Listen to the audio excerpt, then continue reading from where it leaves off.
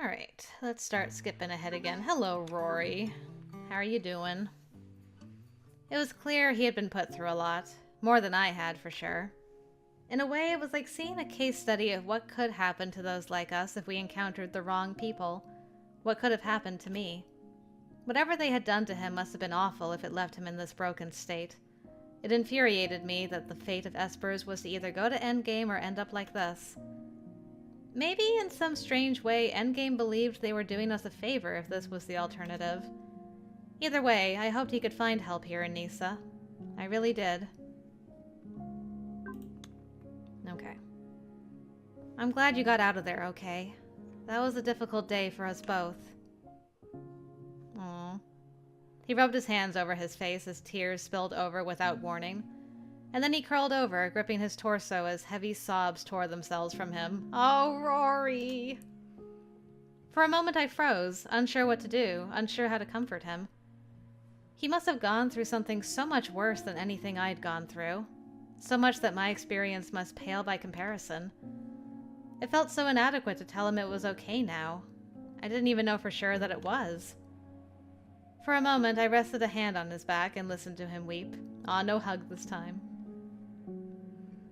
But I quickly got up to find him something he could use to wipe his face, opting for a damp towel. I figured he'd need it when he was finished. No, but this boy needs hugs. Returning to the sofa, I waited for him to look up at me with his tear-streaked face. I'm sorry. I'm so sorry. It's all right, Rory. You have nothing to apologize for. He nodded, trying to swallow past the lump I knew had to be making it difficult to speak. I sat silently, waiting until he was calm enough to continue. It was several more minutes before he spoke again. Okay. Analytical, probably? Yep, analytical. I know it's difficult to talk about all this. The words inadequate as an acknowledgement of the struggle I was witnessing. Just take your time. Thank you.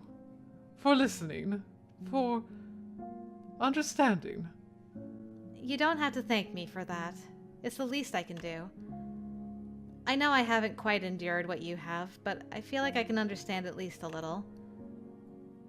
In my case, I'm pretty sure it was Endgame who approached me.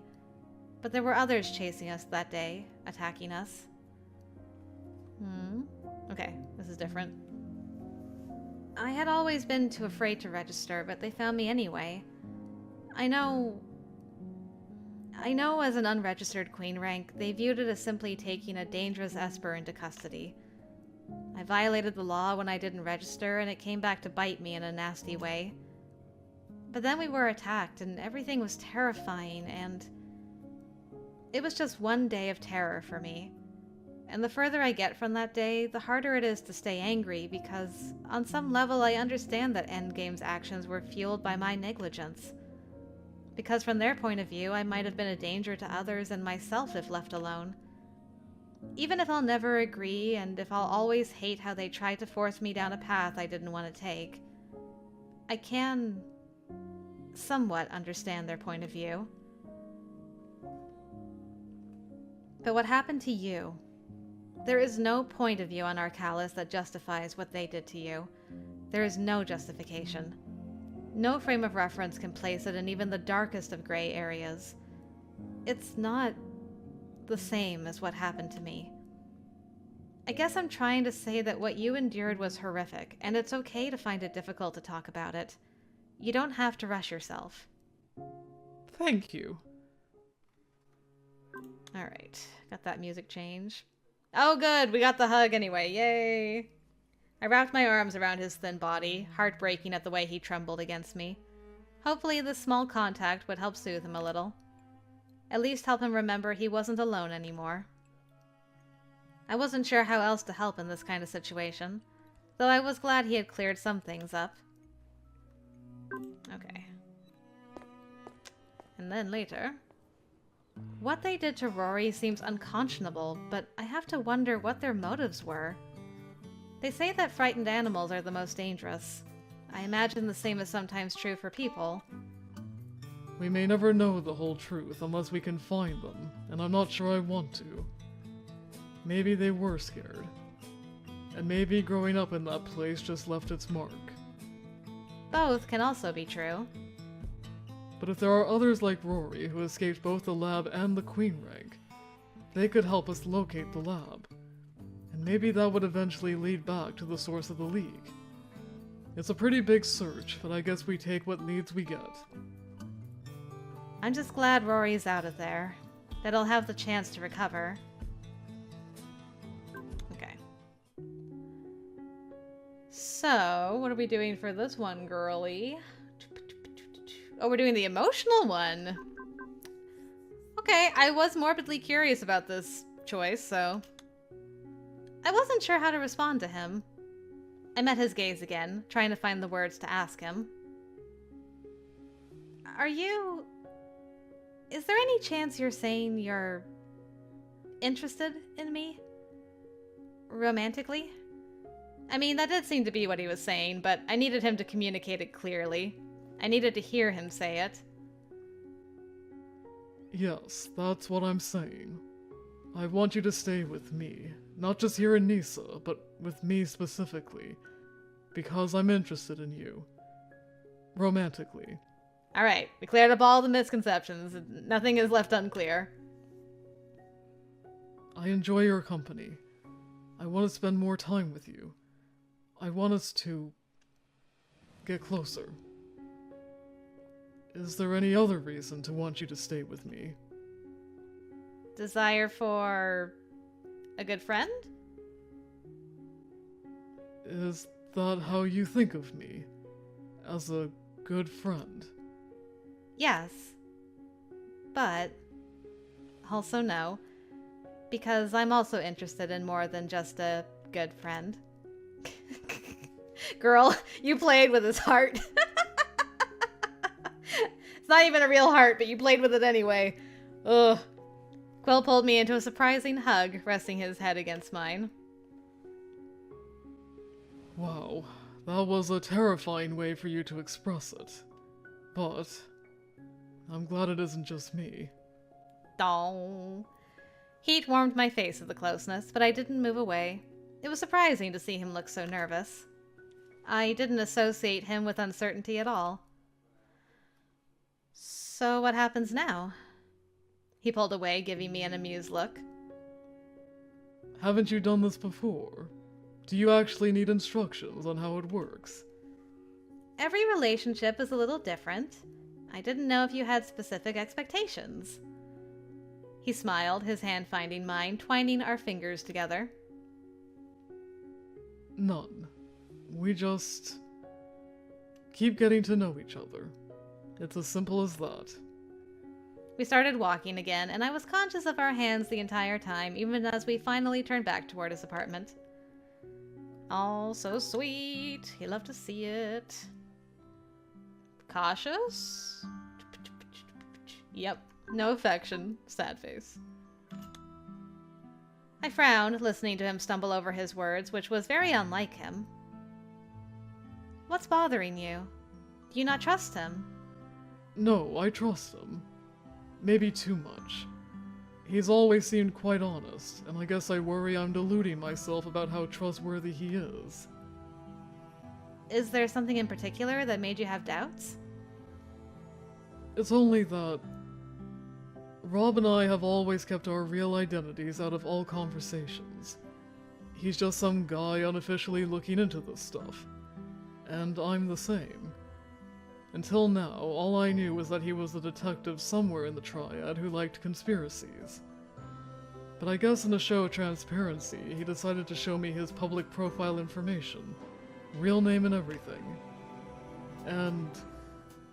he's not just some detective. He's with Utpol. That doesn't change that this is an unofficial investigation.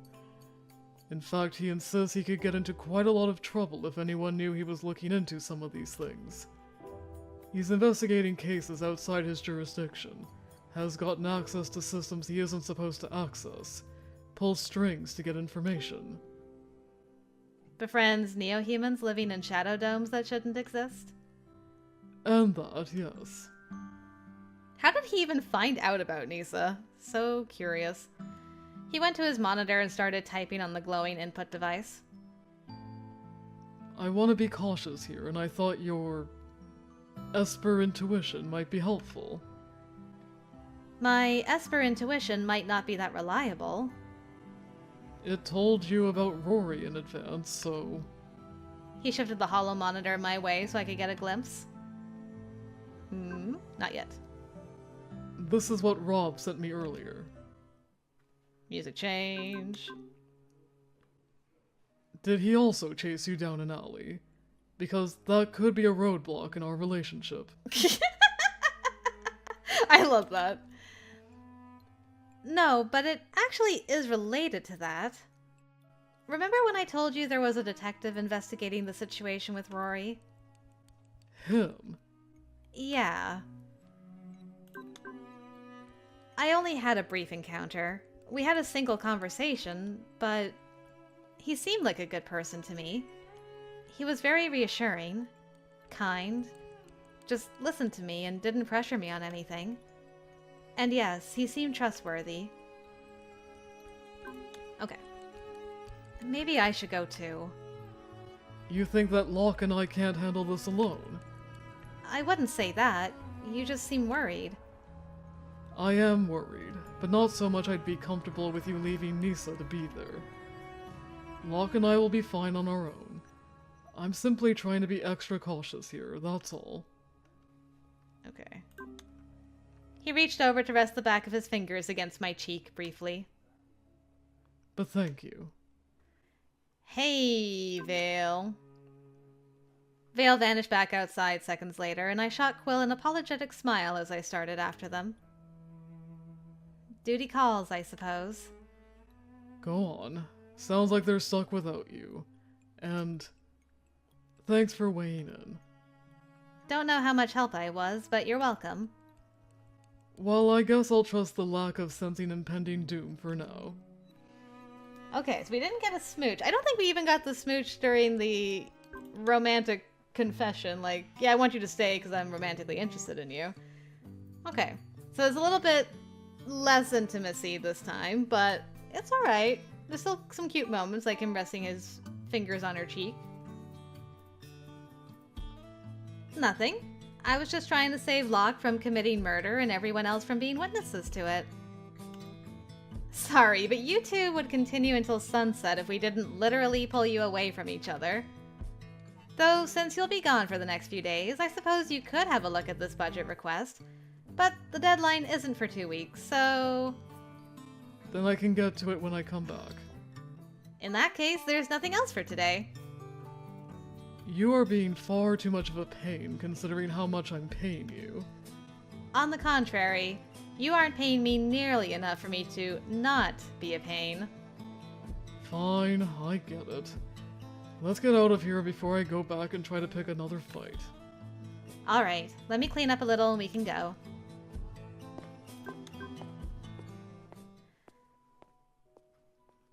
What doesn't make you feel better?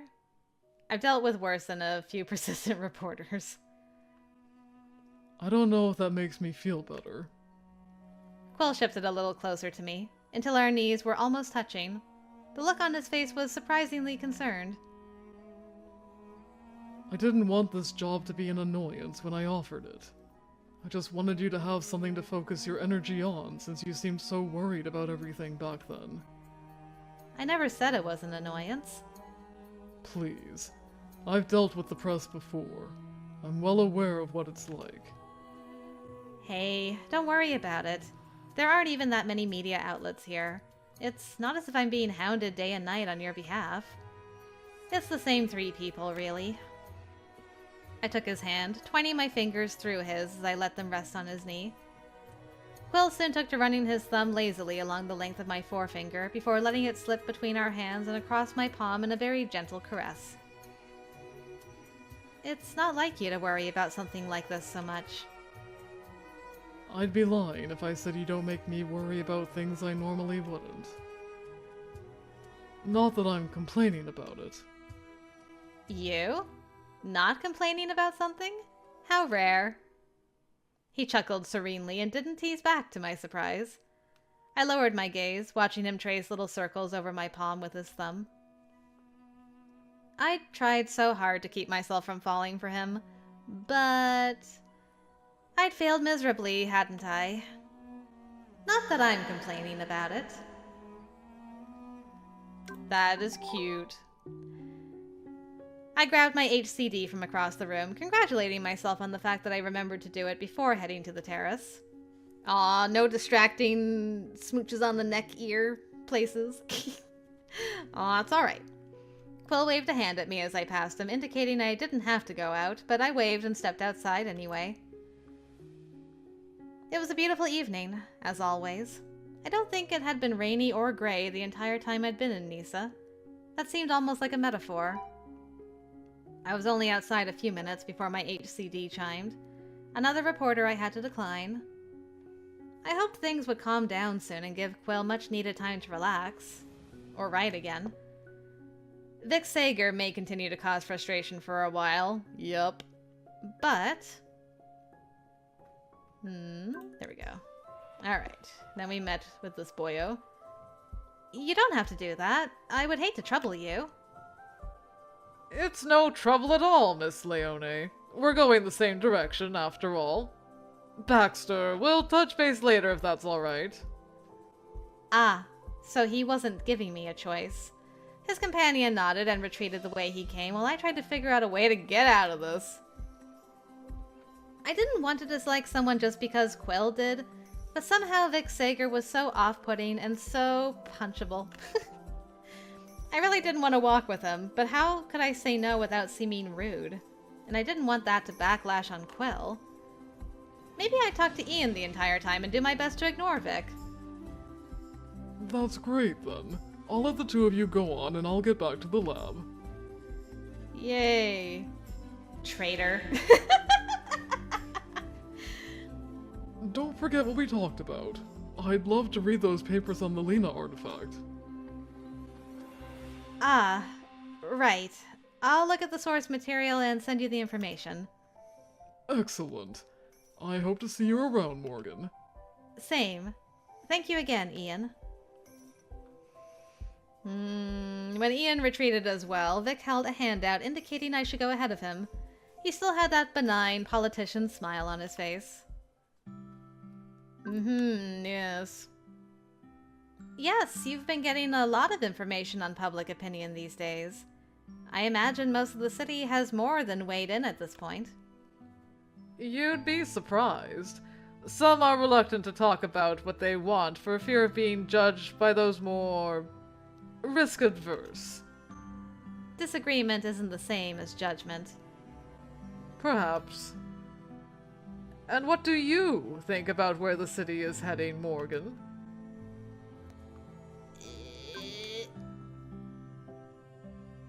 Mr. Sager, are you looking for confirmation or an honest opinion? I wouldn't ask if I wasn't looking for an honest opinion, Miss Leone. Just making sure I have a full understanding of the rules here. There are no rules in a simple conversation between colleagues. There are always rules in conversations, especially ones asking opinions. I just wanted to make sure I understood what you were looking for. If it's confirmation, that's easy to give. If it's an honest opinion, you may not like what you hear. Then I assume you are not in agreement with Nisa becoming publicly recognized. I suppose that's to be expected. Nisa is a safe haven for many people who came here because they couldn't find safety anywhere else. Shining a spotlight on the city may put them at risk. Even if you're confident you can somehow negotiate a scenario that protects neo-humans, you have to be aware that the Triad has deemed both Espers and neo-humans a danger to society in different ways. That isn't something they will overlook because of research. You're right that I am quite confident we can convince them of our population's worth. Maybe you feel that way because you haven't had to hide your existence your whole life. No offense. I am aware, of course, that you and others have had to do so, but... How are you aware I had to do something like that? Well, I suppose it was an assumption. I'm aware you're new to the city and that you didn't go through our normal intake. I do receive monthly reports on newcomers, of course, and your name hasn't been on the list. But you are on the list of applicants for Nisian residency. Bleh. Oh, that screech. Whew. Alright, we are holding on to this boy. I barely had time to think about what was happening. I kept a tight grip on Quill, pulling him toward me, and I poured all my psi into a multi-layered shield between us and that car. It was swerving too wildly, and I wasn't confident we could dodge it. Vale had explained to me the properties of psi shields. We had talked about them and practiced them a little during our brief sessions. Though shields weren't their specialty, they knew the basic principles. They had explained how to weave psi energy into a tight lattice to protect myself from physical harm and psychic attacks. Whether it could deflect a car, I didn't know.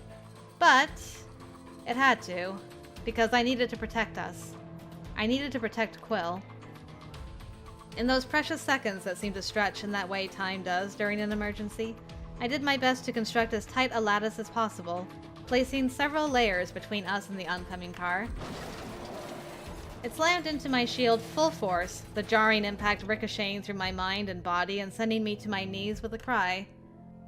Pain exploded in my head as the first and second layers of the shield shattered. Metal crumpled like paper, as if the car hit a cement wall when the last layer of my shield held. Its forward momentum stopped, and the demolished car bounced backwards and to the side. Glass and metal went flying. The third layer of my shield collapsed and disintegrated, holding just long enough to absorb those precious few milliseconds of the initial impact. Not long enough to protect us from the debris that showered down on us. I felt the first bite of glass in my arm and tried to curl over and shield my head. My face was numb, and I was barely keeping myself upright, gasping for air as a copper taste flooded my mouth. It took a moment to realize Quill was bending over me, probably trying to shield me from the debris. Blood dripped from my face to the pavement. That was the psi fatigue, though. The pounding head and spotted vision were things I was familiar with. Okay, note to self. Taking the full force impact of a car into your psychic shield, not as great as lifting it up and slamming it down somewhere else. All around us were screams, the sounds of falling glass, horns, and faint sirens. The sound of my heart roared in my ears, louder than anything else. And it was over just like that. Quill was shouting my name, voice panicked and far too loud, but I was just relieved he was okay enough to do it. There were running footsteps and other frantic voices nearby. I couldn't make out what they were saying. I don't know. Give her space. Oh, he was talking to someone else, people gathering around us. Are you okay? The words came out slurred and weak. Don't ask me that. Worry about yourself. God damn it. What were you thinking? Was anyone hurt? I don't know. I was enveloped in a tight hug, face pressed harshly into his chest. I was getting blood on him, but didn't have the strength to pull away. He released me a few seconds later, holding out an indistinct bit of fabric. Dazed, I pressed it to my nose to stop the blood, noting a smear of bright blue on his face. He was injured too. Quill helped me a few feet away to a bench not far from us. I asked if you're all right. Head's on fire. Feels like I just got hit by a car. You pretty much did. Hold on. Quill moved away and I heard him talking to someone else. I gripped my forehead, trying to get a look at the chaos around me. A few people were injured, it seemed, mostly from debris or trying to get out of the way. I heard someone saying there was no driver, which was an enormous relief. I hadn't thought about it at the time, too focused on self-preservation. But a driver wouldn't have survived that collision, so I was glad. But it was odd that a self-driving vehicle's safety protocols would fail so spectacularly. That was a pretty rare occurrence. I let out a long, shaky breath. Somehow my vision was clearing already, though the headache wasn't budging. From what I could see, the car had bounced away from us and spun out to the middle of the street. There was a minor collision down the street from other cars trying to stop, but that looked minor. Thank God. Quill was back at my side in a few minutes, right as the emergency workers arrived. He wanted me checked, but the psi fatigue was beyond them, and there were people with worse injuries than the few cuts and scrapes I had. I was more worried about him, but he said he only had a few cuts along his shoulder from the debris. It wasn't worth worrying about. In the meantime, there was a lot of cleanup to do around the scene. I would have to file a report later on, but as soon as it was clear I could walk, Quill decided we should get home. He would prefer me to go to Ripley's, but neither of us had the energy to walk there. And I wanted to get somewhere safe and decompress first anyway. He had a few leftover supplies from when I had some minor injuries after my arrival, so I assumed he could bandage up any small cuts at his place. We could get to Ripley's later on.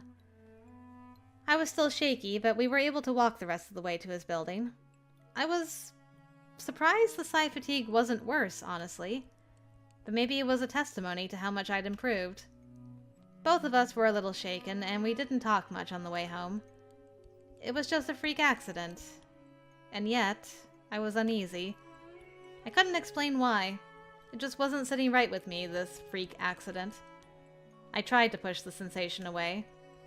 Maybe it wouldn't hurt to talk to Vale about it later and see what they thought. After we'd had time to decompress and process what had happened.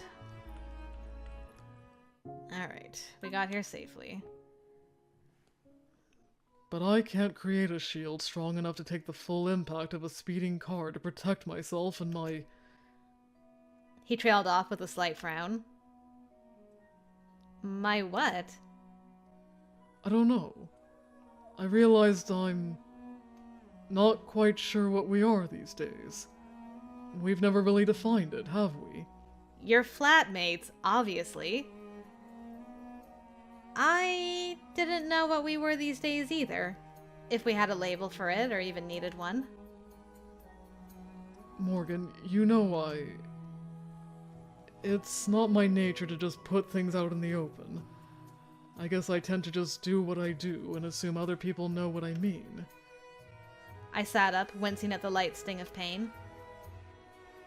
Is that so? I hadn't noticed. I suppose I had the thought today that maybe it's a habit I should drop. I'm not one for dramatic confessions, but you know how important you are to me, right? I suppose I have the general sense of it, yes. He gave me an annoyed look that made me laugh in return. You are aware that I feel the same way, right? I assumed you must, since relying on assumption has always been your favorite way to communicate. Do you have to try to ruin a pleasant moment? I learned from the best. Please. You were plenty good at being annoying when you first got here, without any lessons from me. He gave me a playful grin before his hand found my cheek. You're still good at being annoying, but only in the best possible ways. Thank you? I think? Why are all your compliments like this? Assuming it even is one. Of course it is. His face went serious as his thumb traced a gentle line along the side of my face. You're not just saying this out of some bizarre need to pay me back or something, are you? Oh my god. I grabbed his face with both hands, lightly squishing his cheeks. He gave me the most supremely annoyed look, much to my satisfaction. I love that. Much to my satisfaction. I'm just picturing like, I don't want to pay you back quite that desperately. I leaned in and kissed his somewhat squished lips, then released him so I could kiss him again. He pulled me closer with surprising care, making sure to only put his arm around the side of me that wasn't banged up. One of my hands made its way to his chest and rested there. The kiss deepened long enough to set my heart racing, but ended only a few disappointing seconds later. I did appreciate the follow-up of several feather-light kisses along my lower lip, though. This isn't a bad way to end an otherwise lousy afternoon. I can agree to that. I frowned suddenly when I realized something was odd about his heartbeat. To his seeming amusement, I put my head down to rest it against his chest. Do I want to know what this is about? Your heartbeat is weird. There was a heavy thud, followed by a lighter one with a soft metallic whine between them, and a low and deeply pulsating thrum behind it all. Your definition of weird is relative. I'm pretty sure it's your heartbeat that's weird. Yours makes a little whiny sound between beats. Are you calling me whiny?